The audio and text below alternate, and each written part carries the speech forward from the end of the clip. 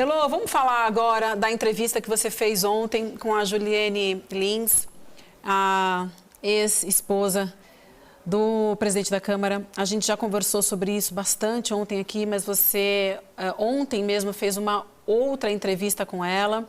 Ontem a gente falava da sua primeira entrevista, em que ela contou e trouxe todos os documentos, né, Elô, da violência que ela sofria, e foi brilhante ontem também a tua participação no ICL segunda edição, muito bom. E aí você conversou com ela durante o dia de ontem para falar um pouco mais com ela sobre o estupro, sobre a violência sexual que ela sofreu também naquele dia em que ela relatou para a gente, há 17 anos.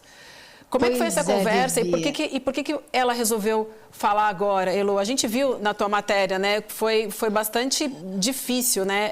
Essa entrevista, a gente viu, mas ela acabou falando contigo.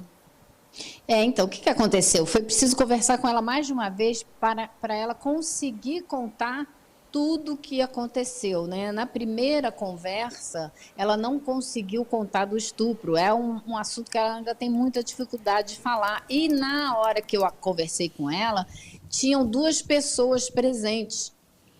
Pessoas da família, não da família dela, né? Mas da família do companheiro dela. Então, ela ficou muito intimidada. Ela não consegue falar isso se ela não tiver um grau de privacidade para falar. Então, a gente conversou novamente ontem, e aí ela estava sozinha, eu também, e ela conseguiu, então, relatar o que aconteceu, porque é duríssimo, e a gente sabe que quem conhece mulheres que passaram por abuso, quem conhece crianças e adolescentes que passaram por abuso, a gente sabe que tem pessoas que levam 30 anos para conseguir falar disso. Eu mesma já entrevistei um homem, um senhor de idade que foi abusado por um padre e que só conseguiu falar disso 30 anos depois. Então, isso é muito comum, a gente tem que falar isso, porque tem gente que fica, por que não falou antes?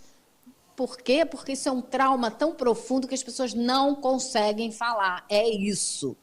Então, foi por isso que ela demorou tanto a falar, por isso que ela demorou 17 anos para falar disso. E, Elô, você procurou a assessoria do presidente da Câmara e eles não quiseram dar declaração sobre essa entrevista, né? Sobre a denúncia dela, né, Elô? Conta um pouco mais para a gente também, por favor. Porque eu acho que a gente tem a obrigação de informar, né, a pessoa que foi acusada de um crime tão sério como esse, a gente tem que dar a oportunidade de dizer, olha, né, esclareça, é fato, não é fato, o que tem a dizer. E eu, então, mandei o recado para a assessoria do deputado, presidente da Câmara, e a assessoria respondeu muito educadamente que ele não vai se pronunciar sobre esse assunto. Então, está aí a resposta dele, né?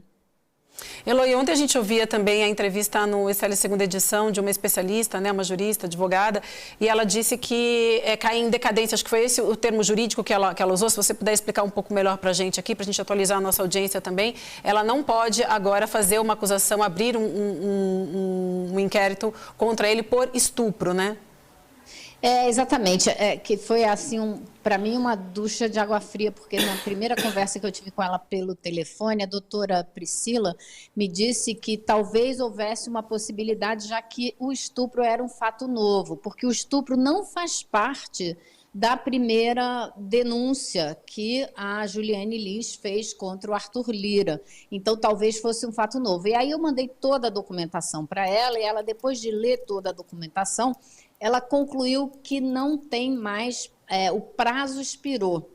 Ela já não tem mais a possibilidade de acrescentar isso e abrir uma nova, reabrir o caso com base nessa acusação do estupro, né? Eu acho que talvez a gente até pudesse ouvir outras pessoas e discutir isso de uma maneira mais aprofundada, mas essa foi a conclusão da doutora a Priscila, que é uma criminalista muito conceituada, então eu acho que a gente tem que ouvi-la, né? E ela acha que não tem uma saída legal para esse caso.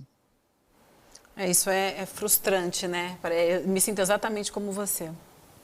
É isso aí. E eu acho, sabe, eu estava comentando ontem no ICL N2, na segunda edição, que é por isso que muitos países acabaram com a prescrição de casos como esse, porque já se sabe, já existe uma longa documentação a respeito do tempo que as vítimas levam para conseguir falar disso. Então, não é por outro motivo que, por exemplo, Donald Trump está sendo processado por estupro, de um caso que aconteceu há mais de 20 anos. Não é à toa que vários estados dos Estados Unidos acabaram também com esse prazo de carência, né, para casos de pedofilia, para as vítimas de estupro de sacerdotes da Igreja Católica. Teve vários casos nos Estados Unidos, porque as pessoas levam muito tempo para vencer o trauma e conseguir falar.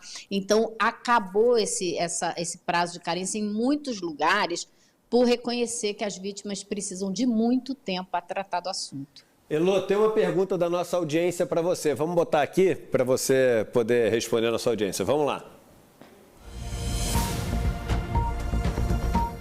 Bom dia, ICL. Osmanzec, Rio de Janeiro. Quero saber da Elô como é que foi a repercussão, se outras mulheres procuraram ela para novos relatos, mas principalmente como repercutiu aí no Congresso, já que você frequenta o Congresso, se algum parlamentar, alguém te procurou, como é que essa repercussão caiu aí com os parlamentares. Abraço a todos.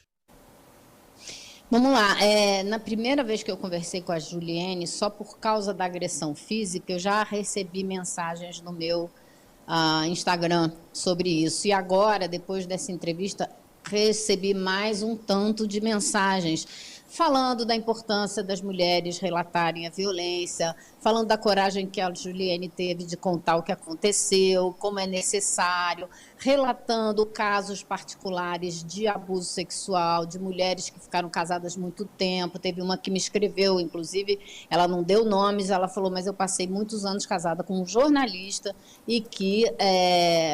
enfim, sofri uma série de violências na mão dele e tal, e graças a Deus consegui sair do casamento, e por aí vai. Então, existem muitos casos. No Congresso, é preciso explicar que quinta-feira, apesar de ter a CPMI, né, e que estava muito cheia e tudo, o Congresso já está um pouco às moscas no fim do dia na quinta-feira, e na sexta-feira, então, nem se fala, porque os deputados e senadores voltam para os seus estados e para passar o fim de semana nos seus estados, e só retornam na segunda-feira, no meio do dia, no fim da tarde. Então, ainda não foi possível ter essa dimensão, se isso vai ter uma repercussão junto aos deputados e senadores, mas a gente, com certeza, vai tentar ouvir alguns deles para ver se eles se posicionam a respeito dessa denúncia gravíssima que a Juliene fez.